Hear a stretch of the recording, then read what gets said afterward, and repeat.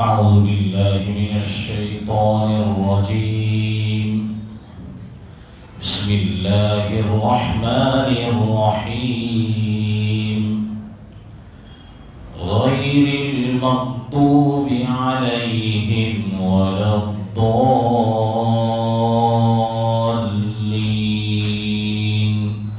آمين.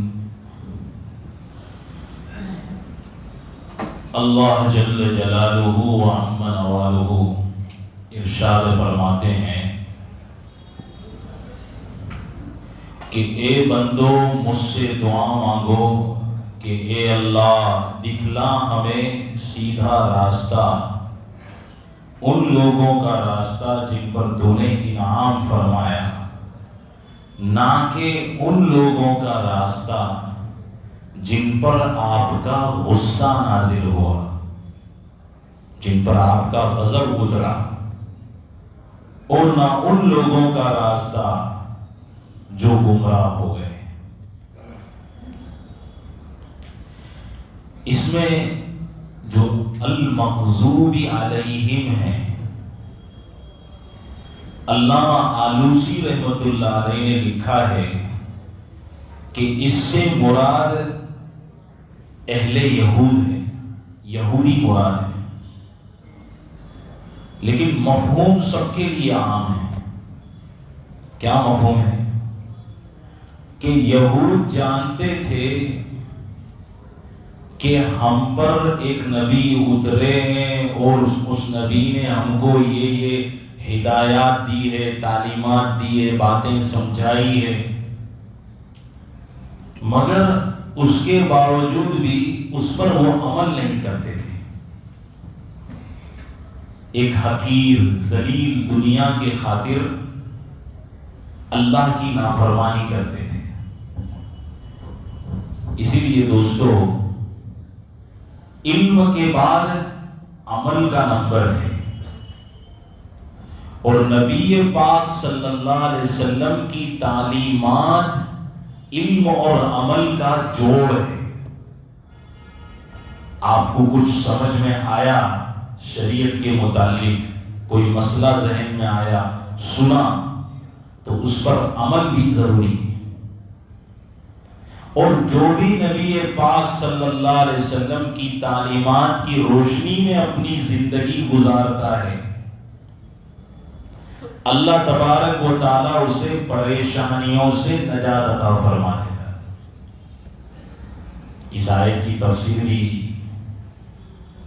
کہ یہود اپنے نبی کی تعلیمات پر عمل نہیں کرتے تھے، دنیا کی لالچ میں، پیسوں کی لالچ، روپیوں کی لالچ، یہ ذلیل حقیر دنیا کی لالچ، اس کے خاطر نبی کے پیغام کو ٹھکرا دیتے تھے، تو اللہ نے ان پر غضب نازل کیا، ان کو پریشان کر دیا زندگیوں میں۔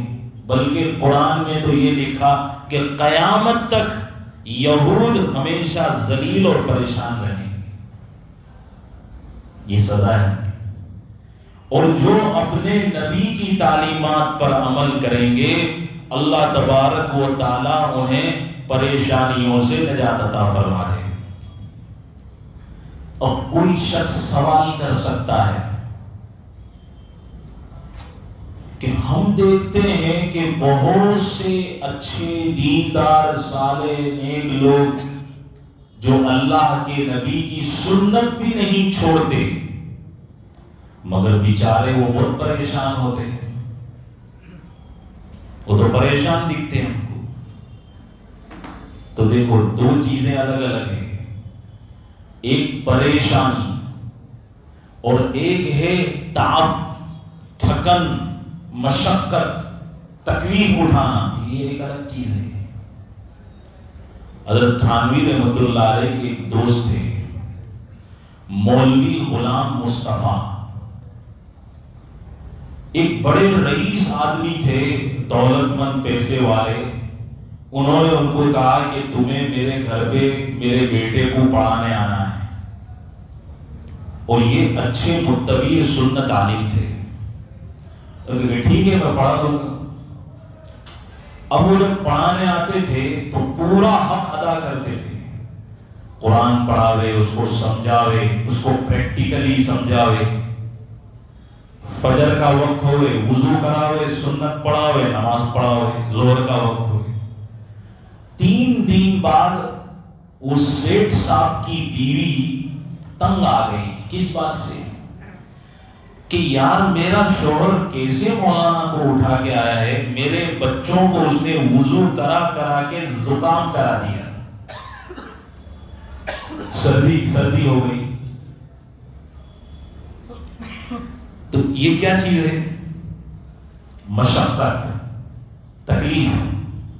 اس کو زکام تو ہوا مگر وہ بچہ خوش ہے کہ یہ مولانا نے مجھے کچھ دے دیا.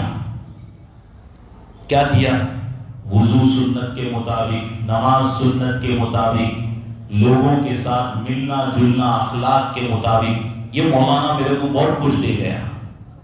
اس کے لیے مشقت اٹھانی پڑی.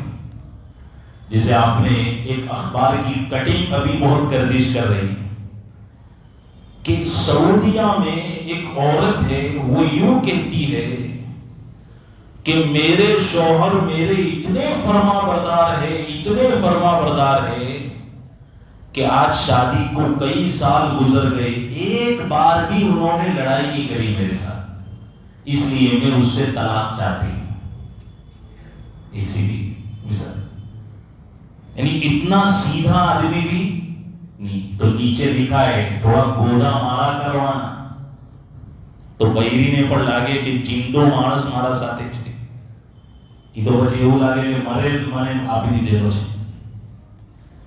بات سمجھ رہے؟ تو یہ ہے تعب، مشقت، تھکن. تو تھکن تو ہوتی. حضرت مولانا فضل الرحمان صاحب رحمۃ اللہ علیہ بڑے اللہ والے تھے. ایک شخص آیا اور کہنے لگا کہ حضرت میرے پڑوس میں ایک عورت ہے، اس کا شوہر غائب ہو گیا ہے، 3-4 مہینے ہوئے ریٹرن آیا ہی نہیں. بولے کیا عمر تھی؟ 40 سال کا ہوئے گا. تو فرمایا کہ اس عورت کو کہو کہ 50 سال تک اس کے ریٹرن ہونے کا انتظار کرے. حالانکہ ابھی فتویٰ الگ ہے، مگر ان کا 50 سال تک ریٹرن ہونے کا انتظار کرے. وہ تھوڑا دیندار آدمی تھا، علماء سے میل جول اس کی اچھی تھی. اس نے کہا کہ حضرت اللہ نے قرآن میں فرمایا وَمَا جَعَلَ عَلَيْكُمْ فِي الدِّينِ مِنْ حَرَجٍ. اللہ نے دین میں کوئی حرج نہیں رکھا ہے. اللہ نے دین میں، اسلام میں کوئی مشقت، کوئی تکلیف نہیں رکھی ہے. یہ تو آپ اس کو 50 سال اٹوا رہے ہیں، اس کی جوانی کہاں جائے گی، اس کی زندگی کہاں جائے گی. تو مولانا فضل الرحمان بھی کم نہیں تھے. انہوں نے اس کو جواب دیا کہ اللہ نے قرآن کے اندر جہاد بھی رکھا ہے. بتا، جہاد کے اندر تکلیف نہیں ہوتی ہے بلکہ ہوتی ہے. تو کیا تو یوں بولے گا کہ یہ جہاد بھی حرج ہے، اس کو نکال ڈالو؟ بات سمجھے؟ تو مشقت اور تکلیف ایک الگ چیز ہے اور پریشانی یہ الگ چیز ہے. اگر ہم صحیح معنی میں دیندار ہیں، اللہ کے نبی کی تعلیمات پر ہم عمل کر رہے ہیں، تو ہماری باڈی پہ تکلیف آ سکتی ہے لیکن ہماری روح ہمیشہ پرسکون رہے گی. آپ کو یہ بات ابھی بھی سمجھ میں نہیں آئی. ایک اور مثال سے سمجھو. میں عاشق ہوں، میں محب ہوں، محبت کرنے والا ہوں. میرا کوئی معشوق ہے، محبوب ہے جو مجھ سے بچھڑ گیا، معلوم نہیں کون سی کنٹری میں چلا گیا. وہ اتنے سال ہو گئے، 20 سال ہو گئے، مجھے نظر ہی نہیں آیا. ہم دونوں میں اتنی محبت تھی. 20 سال بعد وہ دکھا مجھے، سامنے سے آتا ہو تو جیسے وہ مجھے دیکھے گا تو میں کیسے کروں گا؟ اسے بھاگوں گا. وہ بھی میرے پاس اسے بھاگتے ہوئے آئے اور گلے لگ کے اتنا مجھے بھیجے گا کہ ایسا لگے گا میری ہڈیاں پھوڑ رہا ہے. اب ایسی کنڈیشن میں وہ مجھے یوں کہے کہ رضوان میں تیری ہڈیاں پھوڑ رہا ہوں، تیرے کو کھوٹا لگتا ہو تو میں گلے ملانا چھوڑ دو. میں کہا نہیں اور دبا کے ملا. مشقت ہوئی ہے، تھکن لگی ہے، مگر ہم اس کو خوشی خوشی پسند کر رہے ہیں، گوارا کر رہے ہیں. یہ وہ چیز ہے. تو علم کے ساتھ عمل اگر ہماری زندگی میں ہے تو ہم مغضوب علیہم میں سے نکل جائیں. یہ تو قرآن کا فیصلہ ہے، اللہ کی کتاب جھوٹ نہیں بولتی. اور نبی کی تعلیمات پر عمل نہیں ہے، خواہ کوئی بھی انسان ہو، اس کی زندگی میں اللہ کا غضب اس پہ اترے گا، وہ پریشان رہے گا، وہ پریشانی سے چھٹکارا نہیں پا سکتا. بعض لوگ کہتے ہیں کہ اللہ تبارک و تعالیٰ نے دین رکھا، اسلام رکھا، مگر اسلامی تعلیمات ایسی ہے کہ وہ ہماری دنیا کی ترقی سے رکاوٹ بن رہی ہے. کچھ لوگ کہتے ہیں، کچھ لوگ زبان سے نہیں بولتے، مگر ان کا بیہیویئر، سلوک یہ بتلاتا ہے کہ وہ یوں سمجھتے ہیں کہ ہم اسلام کے مسائل پہ، دین پہ، اسلام کی آئیڈینٹی پہ ہم چلیں گے تو ہم دنیا میں کامیاب نہیں ہو سکتے. یہ دنیاوی ترقی کے لیے رکاوٹ ہے. بعض لوگوں کی نظریہ کہ یہ رکاوٹ کا ذریعہ بنتی ہے. بھائی اگر اسلامی تعلیمات تمہاری دنیا کی ترقی کی رکاوٹ کا ذریعہ ہے تو جس دنیا میں تم رہ رہے ہو وہاں کے قانون تمہاری دنیاوی ترقی کی رکاوٹ کا ذریعہ کیوں نہیں ہے؟ کیوں نہیں ہے؟ یہ بھی تو رکاوٹ کا ذریعہ بن سکتے. اسلامی قانون ہے تو یہ ہمارا ترقی ہے. بھائی کیوں؟ اس لیے کہ دنیا کا قانون ہے، کسی ملک کا قانون ہے، تم اگر اس کو حساب سے فالو کرو گے، اس کے حساب سے چلو گے تو بہت سے تمہیں ایسے پاپڑ بیلنے پڑیں گے روپیہ کمانے کے لیے، اور تم اس کو انفالو کر دو گے، اس کے حساب سے نہیں چلو گے تو تم بیٹھے بیٹھے بغیر محنت کرے کروڑوں روپے کما سکتے. مثال لے لو، دنیا کے قانون میں لکھا ہے چوری کروی جرم ہے، دفعہ نمبر قلم نمبر 25 قلم نمبر 35 جرم ہے. بات سمجھ گئے؟ یہ میں یہود جو ہے جن کے اوپر غضب نازل ہوا، لیکن مفہوم عام ہے. میں نے بتایا کہ علم کے ساتھ عمل بھی ضروری. تو اب چوری بہت آسان ہے لیکن دفعہ لکھی ہوئی، مگر دنیا کے قانون سے بغاوت کرتے ہوئے کوئی چوری کرتا ہے اور وہ سکسیس ہو جاتا ہے تو ایک ہی دن میں وہ کروڑپتی بن گیا. یہ سائبر ہیکر ہے نا آج کل کتنا چل رہا ہے. میرے نظروں سے، میں نے کانوں سے سنا، ایک آدمی تھا آفس میں بیٹھا، مولانا میرے 80,000 روپے ابھی 5 منٹ پہلے سائبر ہیکر میں چلے گئے. کتنے؟ 80,000 روپے. یہ چوری ہے. بیٹھے بیٹھے اسے بٹن دبا کے لوگوں کا پیسہ لوٹ رہے. یہ تو بڑا آسان ہے. دوسری چیز ڈکیتی، لوٹ، لوگوں کا مال لوٹ رہے. یہ بھی بہت چلتا ہے. آپ دیکھو یہ ٹوکی، زکات ناکے، چنگی ناکے ہوتے ہیں اسی جگہ پہ، بڑے بڑے ٹولے جا رہے ہیں شپنگ کے لیے، مال اپلوڈ کرنا ہے تو وہاں پر لوگ کھڑے رہتے ہیں. اب تو وردی میں کھڑے رہتے ہیں، اچھا خاصا پیسہ لوٹ لیتے ہیں، مشینیں سب لے کے چلے جاتے ہیں. یہ تو منٹوں میں کروڑپتی بن سکتے ہیں. تو تم یوں کہتے ہو کہ اسلام کے جو مسائل ہے اس پر ہم چلیں گے تو وہ ہماری دنیا کی ترقی میں رکاوٹ ہے. تو بھائی دنیا کے قانون بھی تمہاری دنیا کی ترقی کے لیے رکاوٹ ہے. وہ رکاوٹ کیوں نہیں؟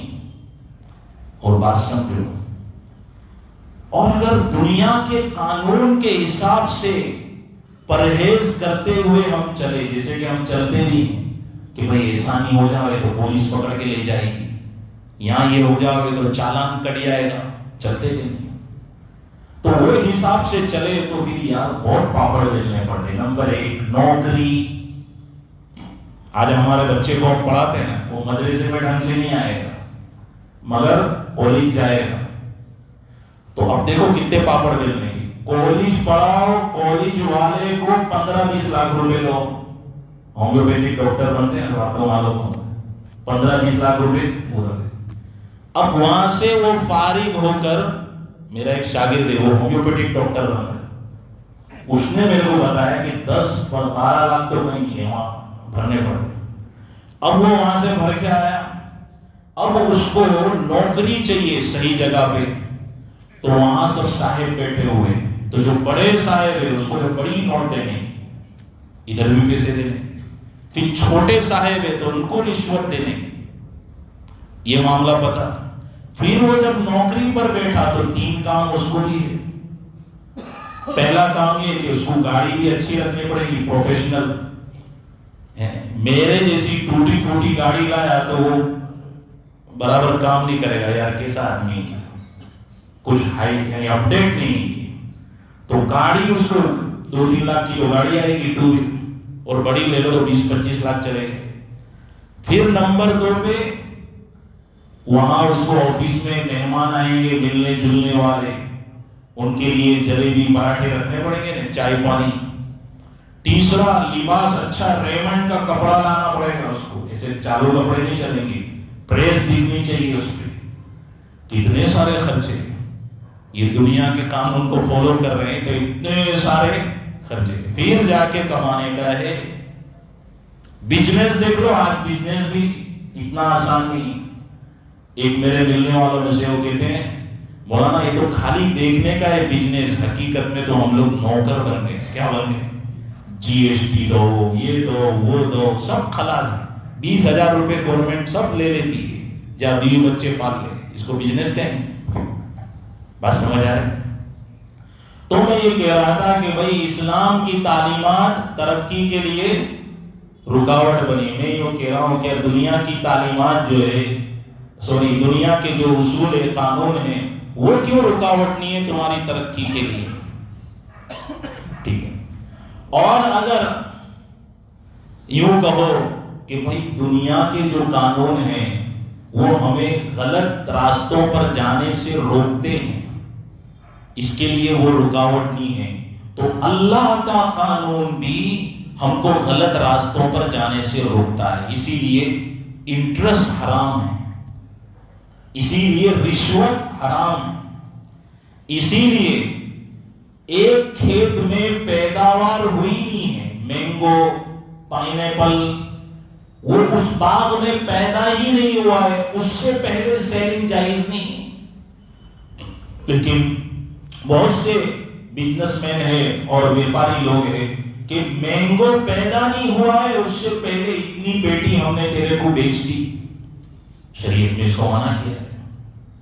اس لیے دوستو, اللہ والے کہتے ہیں اللہ کے حکموں کو فالو کرتے ہوئے, اللہ کے حکموں کو مانتے ہوئے, عمل کرتے ہوئے تم کاروبار بھی کرو, تم نوکری بھی کرو, اللہ کی رضا پر چلتے ہوئے, نماز پڑھتے ہوئے, اللہ اور اس کے رسول کے لوگوں کے حقوق ادا کرتے ہوئے اگر سنڈاس دھونے کی نوکری بھی مل جاتی ہے تو اس میں ہم کامیاب ہیں. بات سمجھو, تو کامیاب ہے. پوری دنیا کی سلطنت مل جاتی ہے تب بھی کامیاب ہے. تم PM بن گئے, CM بن گئے, تم بڑے سیٹھ بن گئے تو پھر کامیاب. اور اگر ایسا نہیں ہے, دنیا کی لالچ کی خاطر تم نے بہت کچھ اللہ کے ساتھ دھوکے بازی کر لی ہے, تو پھر تو یہ کمینی دنیا کے ساتھ تم بھی کمینے ہو گئے. یہ عجیب چیز ہے, میں نہیں کہہ رہا ہوں, قرآن کہہ رہا ہے. غیر المغضوب علیہم, تم پر اللہ کا غضب اترے. اور خیر اس طرح اگر زندگی گزر بھی جاتی ہے کہ چلو گناہ کرتے کرتے اللہ کے یہاں چلے گئے, تب بھی اللہ دیکھو اتنا غفور الرحیم ہے کہ اللہ بخشنے کے لیے تیار ہے. کیا فرمایا؟ ابن ماجہ کی حدیث ہے کہ لا يدخل الجنة من كان في قلبه مثقال ذرۃ من ایمان، کہ لا يدخل النار، جہنم کے اندر داخل نہیں ہوگا وہ شخص جس کے دل میں رائی کے دانے کے برابر بھی ایمان ہوگا۔ بہت اچھی بات ذہن میں آئی، بات سمجھو، آپ کی توجہ چاہ رہا ہوں۔ وہ شاعر شعر پڑھتا ہے تو کیا ہوتا ہے، آپ کی توجہ چاہ رہا ہوں، کہ توجہ ہوتی ہے، تعلیم نہیں ہوا توجہ، تو اس سے آمد اچھی ہوتی ہے۔ کیا توجہ ہے؟ اللہ تبارک و تعالی میدان محشر میں شفاعت کا موقع دے گا، نبی بھی آگے شفاعت کریں گے، پھر اولیاء شفاعت کریں گے، صحابہ، تابعین، صدیقین، اس پوری جماعت شفاعت کرے گی، نیک مومنین بھی شفاعت کریں گے۔ سب شفاعت کر کے فارغ ہو جائیں گے تو اللہ فرمائیں گے بقی ارحم الراحمین، رحم کرنے والوں میں سب سے بڑا رحم کرنے والا ابھی باقی رہ گیا ہے۔ حدیث میں الفاظ ہے۔ اب نبی صلی اللہ علیہ وسلم، دوسرے پیغمبر، سب کو معلوم ہے کہ میں نے کن کن کے لیے شفاعت کری ہے۔ یہ دنیا میں بھی دیکھو اسکرین آ جاتی ہے، سب پتہ چلتا ہے، اب تو کاؤنٹنگ بھی ہو جاتی ہے، تو اللہ کے لیے وہاں کیا مشکل ہے۔ تو سب فارغ ہو جائیں گے، اللہ فرمائیں گے بقی ارحم الراحمین، پھر اللہ اپنا ایک لب لے کے جہنم میں یوں لب لے کے لوگوں کو اٹھائیں گے۔ یہ ہمارے لیے سمجھنے میں چھوٹا ہے، وہ اربوں انسانوں کو اللہ اٹھائیں گے اور سب کو جنت میں داخل کر دیں گے۔ اب وہاں جو نبی ہوں گے، ولی ہوں گے، تابعین ہوں گے، وہ سر کھلا لیں گے، ہم نے تو ان کی سفارش کری بھی نہیں ہے، تو ان کو کیسے جنت میں داخل کر دیا؟ اللہ تبارک و تعالی فرمائیں گے اے نبیوں کی جماعت، اے صالحین کی جماعت، اے صحابہ کی جماعت، میرا دل گوارا نہیں کرتا کہ جس کے دل میں رائے کے دانے سے کم بھی ایمان ہو میں اس کو جہنم میں پھنسائے رکھوں۔ جہنم میں یعنی ہماری نظروں کے اعتبار سے وہ مومن نہیں ہے، لیکن اللہ کی نظروں میں وہ دنیا میں مومن تھا، اس کا توحید پر ایمان تھا، نبی پاک صلی اللہ علیہ وسلم کی نبوت اور ختم نبوت پہ ایمان تھا، لیکن بہت کم درجے کا، جس کو ہم اس کو کافر سمجھتے ہیں۔ اس کے لیے کہتے ہیں نا سب پہ کفر کے فتوے مت لگاؤ، دیکھو یہ دیکھو جنت میں جا رہے ہیں، کفر کے فتوے مت لگاؤ۔ جہنم میں ہمیشہ اگر کوئی جلے گا تو وہ کون جلیں گے؟ یہ مغضوبین علیہم۔ اللہ فرماتے ان الذین کفروا من اہل الکتاب، اہل کتاب کون ہیں؟ یہود نصارى، والمشرکین، اور شرک کرنے والے، فی نار جہنم، جہنم کی آگ میں ہوں گے، خالدین فیہا ابدا، ہمیشہ اس میں رہیں۔ کافر جس کے سینے میں کفر ہوگا اس کے لیے جنت میں کوئی گنجائش نہیں۔ اس لیے ہم سب کو حقیر سمجھتے ہیں، کوئی بیڑی پی رہا ہے، کوئی جگار کھیل رہا ہے، کوئی شراب پی رہا ہے، مگر وہ مسلمان ہے، اس کو حقیر نظروں سے مت دیکھو، اس کے اعمال کو برا سمجھو، مگر اس سے ضرور پیار کرو، اس سے ضرور پیار کرو۔ جیسے ایک آدمی ہے، وہ بہت گورا، حسین اور جمیل، خوبصورت ہے، مگر اس نے کولسے کی کالک پوت لی اپنے چہرے کے اوپر۔ یہ کولسا کیا ہے؟ یہ شراب ہے۔ یہ کولسے کی کالک کیا ہے؟ یہ جوا ہے، جگار ہے۔ یہ کولسے کی کالک کیا ہے؟ زنا ہے، وہ زنا کرتا تھا۔ یہ سب چیزیں ہیں، بدعمالیاں ہیں، مگر تم اچھا شیمپو یا کوئی لیکوڈ لے کے آئے اور اس کے چہرے پر گھس کے اس کو اچھے سے اس کا منہ صاف کر دیا تو واپس گورا ہو جائے گا کہ نہیں ہو جائے گا؟ ایمان والوں کی یہی مثال ہے۔ تو کیوں ان کو حقیر سمجھتے ہو؟ ہمارا یہ عجیب ہے کہ ہم 2-4 نفلیں کیا پڑھنے ہو جاتے ہیں کہ جو بیچارہ کچھ عمل نہیں کرتا اس کو چھوٹی نظروں سے دیکھتے ہیں اور اپنے عیب نظر نہیں آتے مگر دوسروں کی طرف ضرور انگلیاں اٹھاتے ہیں. یہ بند ہونا چاہیے. اور ایک وہ شخص ہے جو فطرتاً کالا ہے، یہ کافر کی مثال ہے، مگر اس نے اپنے چہرے کے اوپر کریم لگا رکھی، بیوٹی کر رکھی. کس چیز کی؟ نمبر 1 مال کی، جو ہمارا شو روم چھے، کارخانے کی، جو ہمارا پیسہ چھے، اپنے کمال اور ہنر کی. مگر جب قیامت کا دن آئے گا تو اللہ یہ کریم جب نیچے اتاریں گے تو پورا کالا کلوٹا ہو، اللہ کا باغی نافرمان. تو خلاصۃ التفسیر یہ نکلا کہ اس غیر المغضوب علیہم اس سے مراد یہود ہے، لیکن مفہوم اس کا سب کے لیے عام ہے. اور وہ مفہوم یہ ہے کہ یہود کرتے یہ تھے کہ اللہ کے نبی کی باتوں کو سنتے تھے اور میدان میں جا کے اس کی مخالفت کرتے تھے. ہمیں آج اس تفسیر میں بتایا گیا کہ ہمیں ان باتوں کی موافقت کرنا ہے اور ہمیں اطاعت کرنا ہے، تو ہماری زندگیوں میں بھی سکون آئے گا، ورنہ ہم پریشان ہوں گے اس لیے کہ اللہ کا غضب نازل ہوگا. اللہ ہمیں عمل کی توفیق عطا فرمائے. دعا فرمائے. اللہم صلی علی محمد وعلی آل محمد وبارک وسلم. الہ العالمین، رمضان کا پہلا عشرہ ہے، اے اللہ یہ رحمت کا عشرہ ہے. رب کریم یہ رحمت کا عشرہ بھی اب پورے 5 دن کے قریب آ گیا. اے اللہ آدھا عشرہ پورا ہونے کو آ گیا. اے اللہ رمضان ہم پکار رہے تھے، اب رمضان الوداع کرنے کے قریب ہو جائے گا. اے اللہ ہمیں رمضان کی رحمتوں سے فائدہ اٹھانے کی توفیق عطا فرما.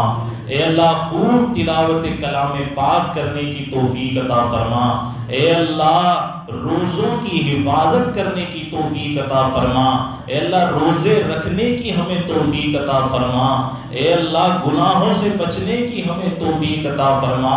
اے اللہ تیری رضا کے ساتھ زندگی گزارنے کی توفیق عطا فرما. اے اللہ یہ دنیا فانی ہے، یہ دنیا ذلیل ہے، آپ نے ہمیں یہ بات قدم قدم پر سمجھائی ہے. اے اللہ تیرے دین کے لیے مر مٹنے کی ہمیں توفیق عطا فرما. سنتوں کے مطابق زندگی گزارنے کی توفیق عطا فرما. اور ہماری حقیقی زندگی جو جنت ہے، اے اللہ اس کے لیے تیاریاں کرنے کی ہمیں توفیق عطا فرما. اے اللہ ہمارا ظاہر بھی اچھا بنا دے، اے اللہ ہمارا باطن بھی اچھا بنا دے. اخلاص والی زندگیاں عطا فرما. دکھلاوے والی زندگیوں سے ہماری اور ہمارے گھر کی مستورات کی سب کی حفاظت فرما. اے اللہ جو مانگا وہ بھی عطا فرما دے، جو رہ گیا وہ بھی عطا فرما دے. رب کریم شب قدر اے اللہ پورے رمضان میں گردش کرتی ہے، ضروری نہیں کہ وہ 27ویں ہی میں ہوتی ہے. اے اللہ شب قدر سے ہمیں فائدہ اٹھانے کی توفیق عطا فرما. اس کے لیے تہجد کا اہتمام کرنے کی ہمیں توفیق عطا فرما. اے اللہ ہماری ساری حاجات کو تو اپنے خزانے سے پورا فرما. اے اللہ تیرے بندوں میں سے کسی کا ہمیں محتاج نہ بنا. اے اللہ ہماری اس دعا کو نبی پاک صلی اللہ علیہ وسلم کے صدقے طفیل میں قبول فرما. وصلی اللہ علی النبی الکریم محمد وآلہ وصحبہ اجمعین برحمتک یا